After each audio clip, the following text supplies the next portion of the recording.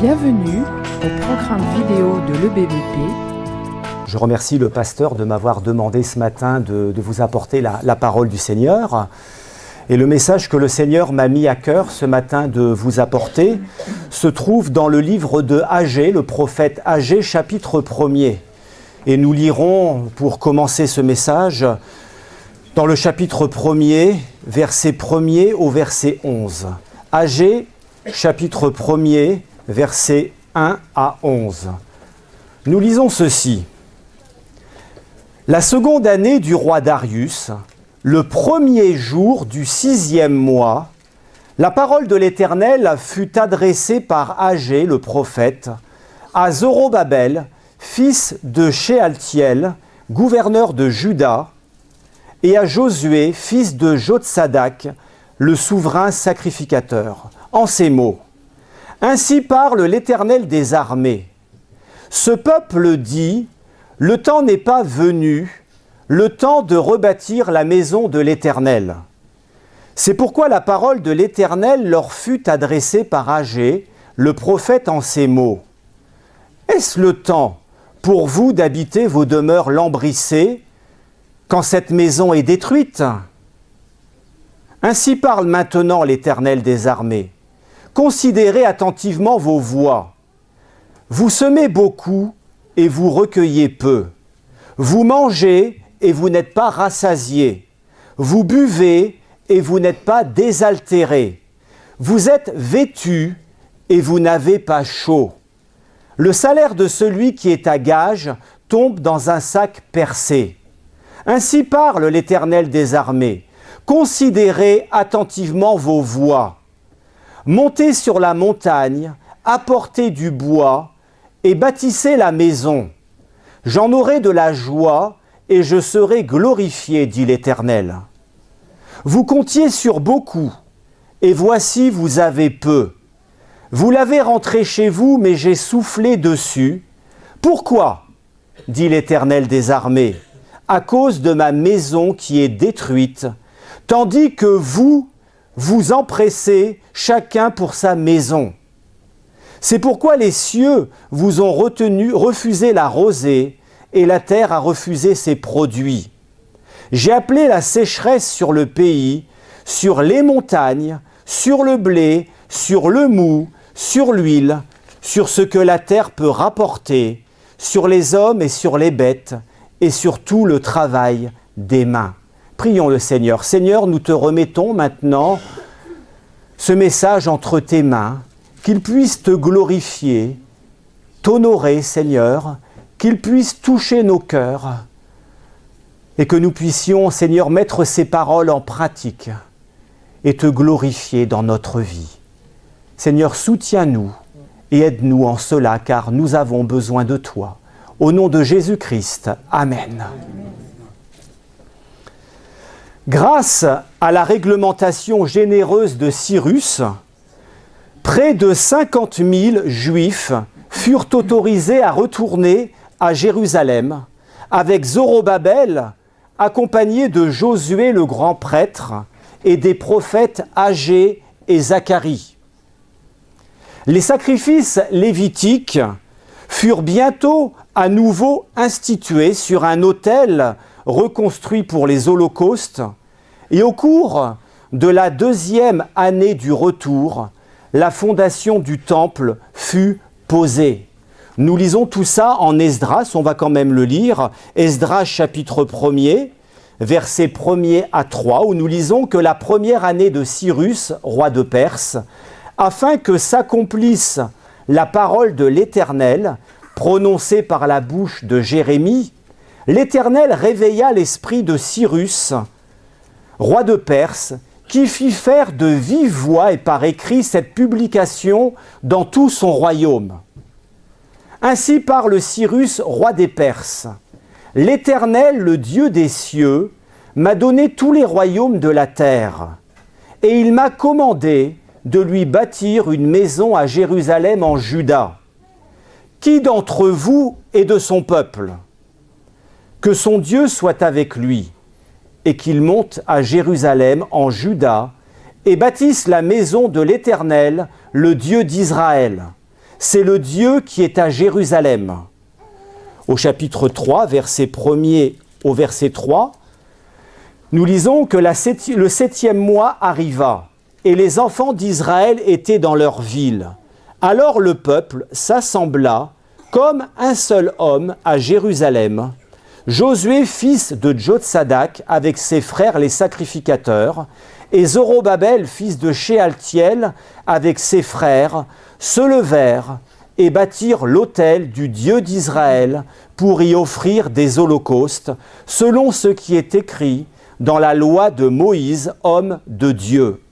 Ils rebâtirent l'autel sur ses fondements, quoiqu'ils aient à craindre les peuples du pays, et ils y offrirent des holocaustes à l'Éternel, les holocaustes du matin et du soir. Versets 8 à 10, la seconde année depuis leur arrivée à la maison de Dieu à Jérusalem, au second mois, Zorobabel, fils de Shealtiel, Josué, fils de Jotsadak, avec le reste de leurs frères, les sacrificateurs et les Lévites, et tous ceux qui étaient revenus de la captivité à Jérusalem, se mirent à l'œuvre et chargèrent les Lévites de 20 ans et au-dessus de surveiller les travaux de la maison de l'Éternel. Et Josué avec ses fils et ses frères Kadmiel, avec ses fils de Juda, les fils de Henadad avec leurs fils et leurs frères, les Lévites, se préparèrent tous ensemble à surveiller ceux qui travaillaient à la maison de Dieu. Lorsque les ouvriers posèrent les fondements du temple de l'Éternel, on fit assister des sacrificateurs en costume, avec les trompettes et les Lévites, fils d'Asaph, avec les cymbales, afin qu'ils célèbrent l'Éternel d'après les ordonnances de David, roi d'Israël. Cependant, les harcèlements des Samaritains et la pression possible des Perses arrêtèrent la reconstruction du temple. Au chapitre 4 du livre d'Esdras, versets 4 à 5, nous lisons « Alors les gens du pays découragèrent le peuple de Juda. Ils l'intimidèrent pour l'empêcher de bâtir, et ils gagnèrent à prix d'argent des conseillers pour faire échouer son entreprise.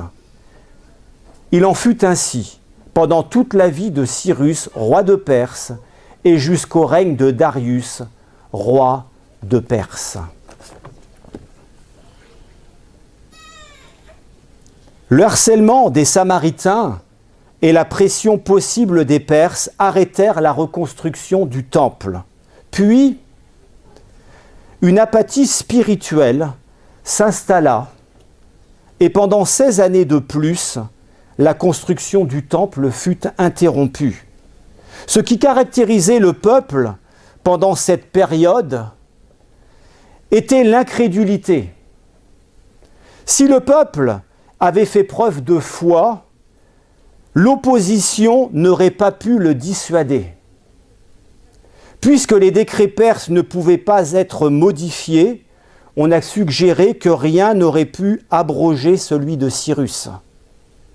Ce décret de Cyrus avait été prophétisé par Ésaïe, le prophète, un siècle et demi avant. C'est ce que nous lisons dans le prophète Ésaïe, chapitre 44, verset 28, où il est écrit « Je dis de Cyrus, il est mon berger et il accomplira toute ma volonté. Il dira de Jérusalem qu'elle soit rebâtie et du temple qu'il soit fondé. » Cela aurait dû fortifier la foi du peuple et la mener à persévérer. Ce qui caractérisait le peuple pendant cette période était aussi son indifférence, sa froideur et sa négligence égoïste à l'égard des choses de Dieu. Dans le prophète Agée, au verset 2, 3 et 4, nous lisons « Ainsi parle l'Éternel des armées. Ce peuple dit, le temps n'est pas venu, le temps de rebâtir la maison de l'Éternel. C'est pourquoi la parole de l'Éternel leur fut adressée par Agée, le prophète, en ces mots. Est-ce le temps pour vous d'habiter vos demeures lambrissées quand cette maison est détruite ? voit bien ici l'indifférence du peuple, sa froideur et sa négligence égoïste à l'égard des choses de Dieu. Ce qui caractérisait le peuple pendant cette période était aussi sa mondanité. Il était attaché aux biens de ce monde. Et ce qui caractérisait aussi le peuple pendant cette période était qu'il ne mettait pas Dieu au premier rang, à la première place dans leur vie. Au versets 4, 8 et 9, nous lisons « Est-ce le temps pour vous d'habiter vos demeures lambrissées quand cette maison est détruite ? Montez sur la montagne, apportez du bois et bâtissez la maison. J'en aurai de la joie et je serai glorifié, dit l'Éternel. Vous comptiez sur beaucoup et voici vous avez peu. Vous l'avez rentré chez vous, mais j'ai soufflé dessus. Pourquoi ? Dit l'Éternel des armées. À cause de ma maison qui est détruite, tandis que vous vous empressez chacun pour sa maison. Dans l'Évangile selon Matthieu au chapitre 8, Jésus dit à un homme d'entre ses disciples, « Suis-moi ». Et cet homme d'entre les disciples du Seigneur lui répondit, « Laisse-moi d'abord, littéralement, laisse-moi premièrement, enterrer mon Père. » Jésus lui répondit, « Laisse les morts enterrer leurs morts, et toi, suis-moi. » Le Seigneur montre que pour le suivre, il faut reconnaître entièrement ses droits sur notre cœur. Le Seigneur seul a des droits absolus sur son racheté. On peut aller ensevelir son Père, mais pas premièrement, comme disait le disciple. Il faut premièrement suivre Christ et lui obéir. Mettons Dieu à la première place dans notre vie ou continuons de mettre Dieu à la première place dans notre vie. Pourquoi devons-nous mettre Dieu à la première place dans notre vie ou continuer de mettre Dieu à la première place dans notre vie ? Eh bien parce que si cela n'est pas le cas, Dieu nous blâmera, sera mécontent. Au verset 2 à 4, nous lisons « Ainsi parle l'Éternel des armées. Ce peuple dit, le temps n'est pas venu, le temps de rebâtir la maison de l'Éternel. C'est pourquoi la parole de l'Éternel leur fut adressée par Agé, le prophète, en ces mots. Est-ce le temps pour vous d'habiter vos demeures lambrissées quand cette maison est détruite ? » Agé commence par réprimander le peuple pour son indifférence et fait ressortir les excuses qu'il avance pour ne pas rebâtir le temple, disant par exemple que ce n'était pas le moment de revenir ni de reconstruire la maison de l'Éternel. Il se plaignait de ce que l'époque n'était pas propice à cette tâche. En réalité, la racine du mal était la froideur qu'il affichait à l'égard des choses de Dieu. Comme il est facile de camoufler les conditions de notre cœur par une abondance d'excuses, de faux fuyants et de subterfuges. Dieu parle d'Israël en disant « ce peuple » et non « mon peuple ». Cette expression « ce peuple » implique un reproche divin à celui-ci parce qu'il n'agissait pas comme le peuple de l'Éternel. Leur excuse pour ne pas construire le temple est mise à nu dans les versets suivants qui décrivent leurs priorités mal placées. Au versets 3 et 4, Agé blâme le peuple pour son indifférence et sa négligence égoïste. La question du verset 4 révèle son égoïsme, son indifférence et son ingratitude. Les gens avaient construit leur propre maison tout en négligeant de bâtir la maison de Dieu. Vous comptiez sur beaucoup, et voici vous avez peu. Vous l'avez rentré chez vous, mais j'ai soufflé dessus. Pourquoi ? Dit l'Éternel des armées. À cause de ma maison qui est détruite, tandis que vous vous empressez chacun pour sa maison. L'expression demeure ici, lambrissée, peut simplement vouloir dire avoir un toit sur la tête, bien que ces mots puissent aussi se référer à des boiseries luxueuses qui auraient pu décorer les maisons des leaders et des familles aisées. Leur conduite était irrespectueuse, irrévérencieuse envers Dieu.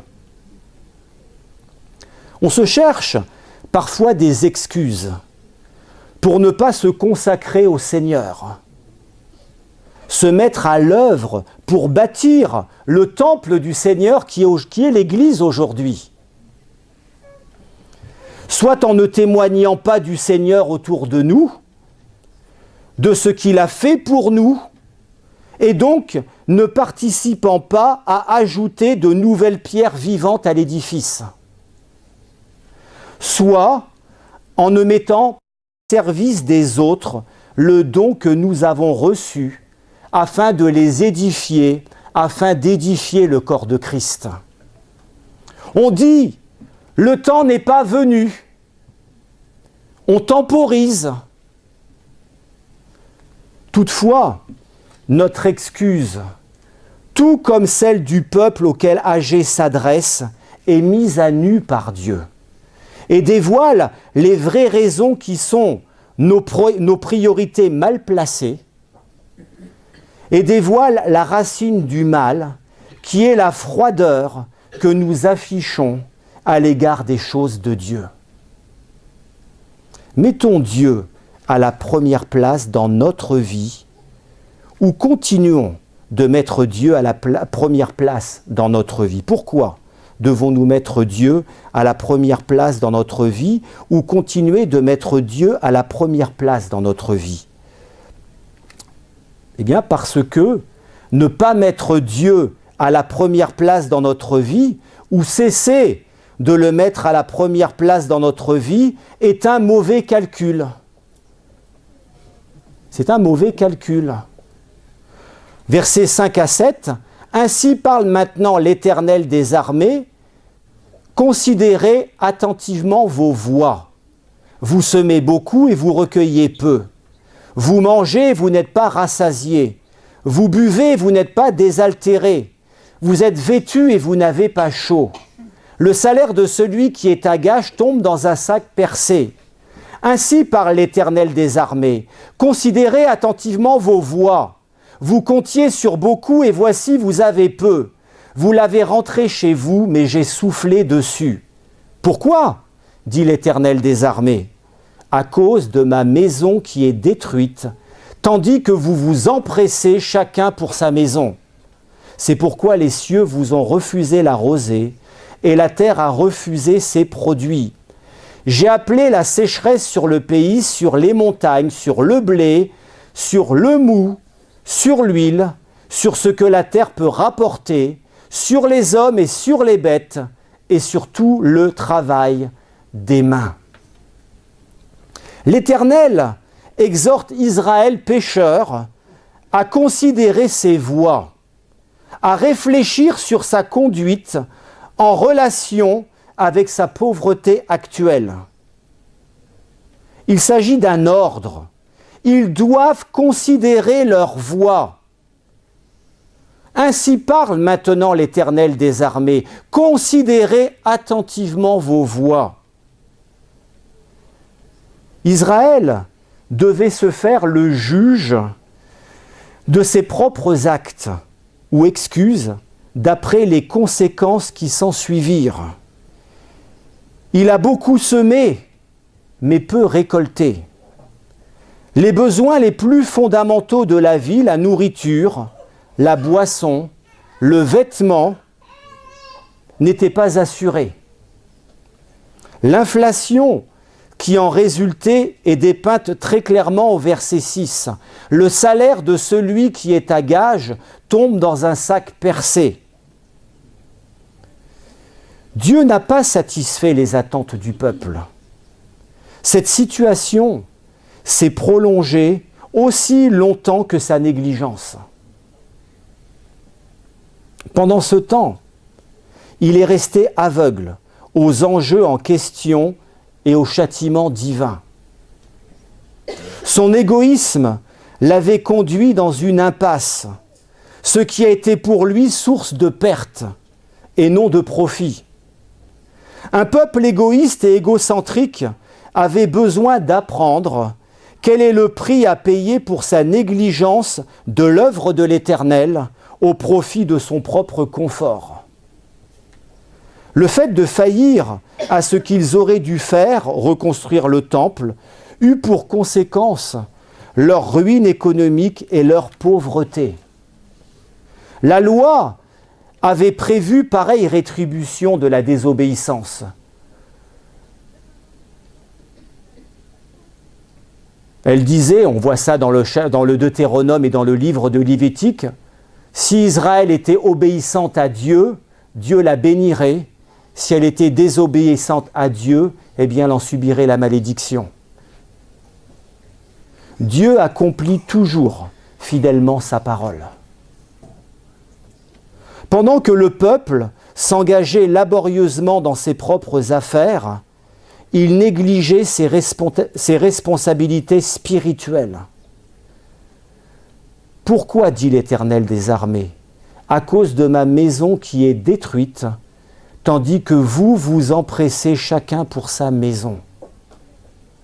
Ne pas mettre Dieu en premier dans notre vie, ou cesser de le mettre en premier dans notre vie, nuit à la prospérité de notre âme, à notre prospérité spirituelle. Ne nous rend pas heureux et nous expose au châtiment de Dieu. Dans l'Épître aux Corinthiens, au chapitre 11, verset 30, comme conséquence de la désobéissance de certains Corinthiens, il est écrit que certains étaient malades, d'autres étaient infirmes et d'autres même étaient morts. En me rendant un jour dans une église, j'y ai rencontré un frère que je n'avais pas vu depuis un certain temps, pour même dire pas mal de temps. Et là, en discutant avec le frère, celui-ci m'a raconté un petit peu sa vie, là, ce qui venait de lui arriver dans sa vie. Il m'a dit qu'il s'était éloigné du Seigneur pendant un certain temps et que le Seigneur l'avait châtié.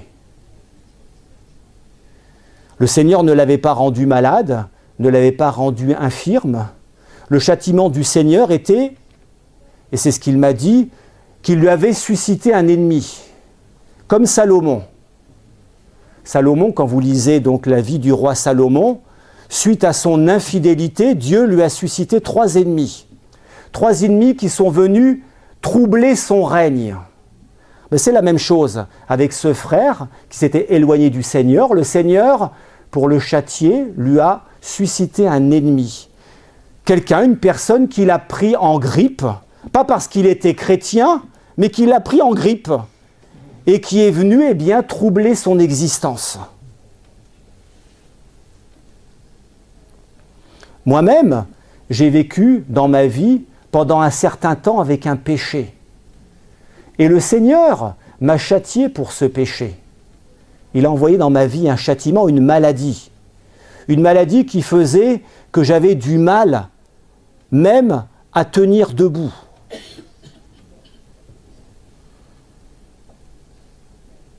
Ça m'a remis debout spirituellement, par contre. Je me souviens d'avoir aussi discuté un jour avec un missionnaire qui s'était rendu dans une église. Et ce missionnaire, dans cette église, a rencontré un frère qui était muet, qui venait de perdre l'usage de sa langue. Sa langue s'était paralysée. Et ce frère lui a bien fait comprendre que la perte de l'usage de sa langue était un châtiment de Dieu, parce qu'il avait un problème avec sa langue. Je ne me souviens plus quel était le problème qu'il avait avec sa langue, mais il avait un problème. Et donc Dieu l'avait châtié, et c'est lui-même qui l'avait dit à ce missionnaire. Dieu nous châtie par des maladies, par des infirmités, parfois par la mort, ou par tout autre châtiment. Dieu nous traite comme ses enfants. Il nous aime trop pour nous laisser jouer avec le péché. C'est pourquoi nous sentons parfois la houlette du berger nous saisir au cou pour nous ramener dans la bonne direction. Si je vous dis cela, ça n'est pas pour satisfaire notre curiosité, si je vous ai raconté ces histoires, mais c'est pour nous faire comprendre que Dieu est le même hier, aujourd'hui et éternellement. Sa manière d'agir dans l'Église primitive est toujours la même aujourd'hui. Mettre Dieu en premier dans notre vie engendre la prospérité spirituelle, la prospérité de l'état de notre âme. Dieu nous bénit, c'est-à-dire nous rend prospères.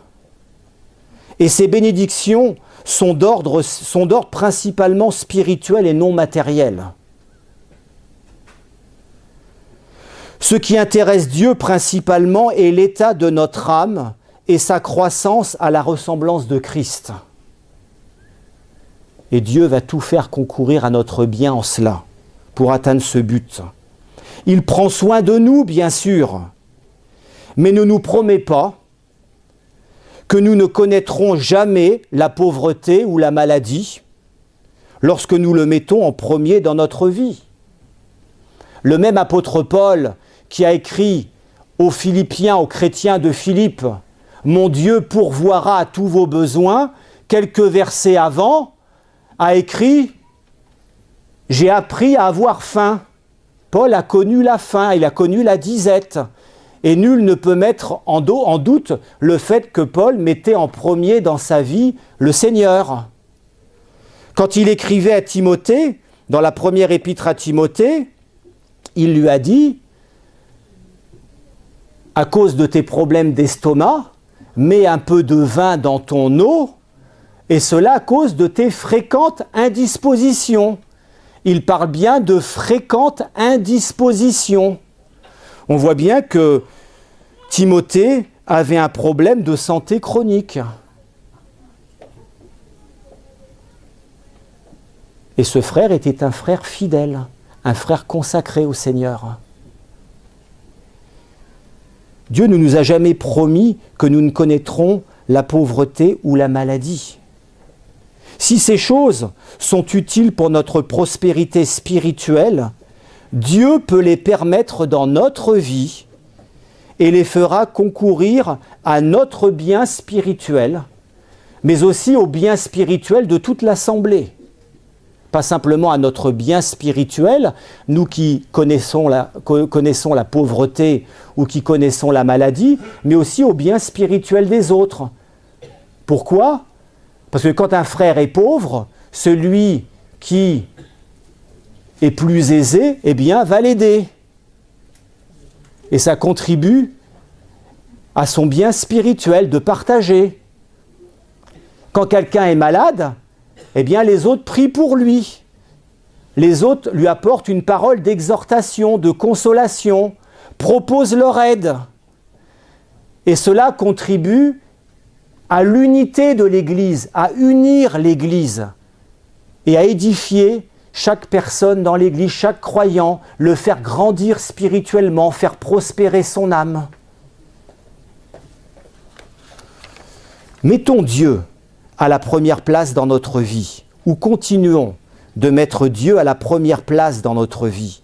Pourquoi devons-nous mettre Dieu à la première place dans notre vie, ou continuer de mettre Dieu à la première place dans notre vie ? Eh bien, parce que Dieu en aura de la joie, c'est-à-dire que cela lui plaira, et il sera honoré et glorifié. Ainsi parle l'Éternel des armées. Considérez attentivement vos voies. montez sur la montagne, apportez du bois et bâtissez la maison. J'en aurai de la joie et je serai glorifié, dit l'Éternel. » De nouveau, dans ce passage, l'Éternel exhorta le peuple à la réflexion et lui lança le défi d'agir. Après l'avoir blâmé pour ce qu'il n'avait pas fait et lui avoir montré la vanité de ce qu'il avait accompli, l'Éternel lui lança un défi concernant ce qu'il devait faire, reconstruire le temple à la gloire de Dieu. La nécessité d'apporter du bois depuis la montagne peut supposer qu'ils avaient utilisé pour leur propre maison le bois de charpente acheté quelques années auparavant pour reconstruire le temple. Voit ça dans Esdras chapitre 3 verset 7. Il apparaît également que suffisamment de pierres dans le temple en ruine étaient disponibles et qu'on avait seulement besoin de bois, de charpente pour terminer les murs et le toit. L'achèvement du temple plairait à Dieu. J'en aurai de la joie et lui procurerai aussi honneur et gloire en montrant aux nations que le Dieu d'Israël était digne d'adoration par ses serviteurs dans un tel endroit. Je serai glorifié, dit l'Éternel. Donner la prééminence à Dieu et à notre relation avec lui, voilà ce qui plaît à Dieu, l'honore et le glorifie. Mettons Dieu à la première place dans notre vie, ou continuons de mettre Dieu à la première place dans notre vie. Alors pourquoi devons-nous mettre Dieu à la première place dans notre vie ou continuer de mettre Dieu à la première place dans notre vie? Nous avons vu premièrement, parce que si cela n'est pas le cas, Dieu nous blâmera, sera mécontent. Nous avons vu deuxièmement, parce que ne pas mettre Dieu à la première place dans notre vie ou cesser de le mettre à la première place dans notre vie est un mauvais calcul. Et le mettre à la première place dans notre vie est un bon calcul. C'est une bonne chose. Et troisièmement, parce que Dieu en aura de la joie, c'est-à-dire cela lui plaira et sera honoré et il sera glorifié. Zorobabel, fils de Shealtiel, Josué, fils de Jotsadak, le souverain sacrificateur, et tout le reste du peuple entendirent la voix de l'Éternel leur Dieu et les paroles d'Agé le prophète, selon la mission que lui avait donnée l'Éternel leur Dieu. Et le peuple fut saisi de crainte devant l'Éternel. Agé, envoyé de l'Éternel, dit au peuple, d'après l'ordre de l'Éternel, « Je suis avec vous, dit l'Éternel. » L'Éternel réveilla l'esprit de Zorobabel, fils de Shealtiel, gouverneur de Juda, et l'esprit de Josué, fils de Jotsadak, le souverain sacrificateur, et l'esprit de tout le reste du peuple, dans la maison de l'Éternel des armées, et ils se mirent à l'œuvre dans la maison de l'Éternel des armées leur Dieu, le 24e jour du 6e mois, la seconde année du roi Darius. Le message et le raisonnement d'Agé sont tombés dans de la bonne terre. Le verset 12 indique les premières réactions à la prédication du prophète. Zorobabel, Josué et le reste qui étaient revenus d'exil prirent le message à cœur et manifestèrent une attitude obéissante et respectueuse. Ils eurent une crainte et une révérence nouvelle pour Dieu, tandis qu'ils pesaient l'importance de leur désobéissance et de leur égoïsme passé au regard de leurs sentiments nouveaux d'obéissance aux priorités divines. Le peuple accepta les exhortations d'Agé pour ce qu'elles étaient vraiment, c'est-à-dire le message de Dieu délivré par la bouche de son serviteur Agé. Leur reconnaissance des paroles d'Agé comme étant la parole de Dieu provoqua un changement effectif dans leur attitude et leur action. Le verset 12 fait état de leur détermination à obéir, le verset 14 de son accomplissement. Agée apporta au peuple une parole d'encouragement de la part de l'Éternel, tandis que l'on s'apprêtait à reconstruire le temple. La parole d'encouragement était que l'Éternel serait avec eux. Verset 13, Agée, envoyé de l'Éternel, dit au peuple, d'après l'ordre de l'Éternel, « Je suis avec vous, dit l'Éternel. » Message bref, mais suffisant. Un homme pourrait-il désirer quelque chose de plus, avoir besoin d'un autre message que celui-ci ? Je suis avec vous. La promesse montre que leur repentance fut authentique. Elle leur garantissait la présence de l'Éternel et par conséquence son assistance, sa protection et sa bénédiction. C'était la plus grande de toutes les bénédictions, parce qu'elle englobait toutes les autres. Elle constituait la garantie formelle de leur succès futur. Dans l'Épître aux Romains, chapitre 8, verset 31, nous lisons « Que dirions-nous donc à l'égard de ces choses ? Si Dieu est pour nous, qui sera contre nous ? Mettons Dieu à la première place dans notre vie ou continuons de mettre Dieu à la première place dans notre vie.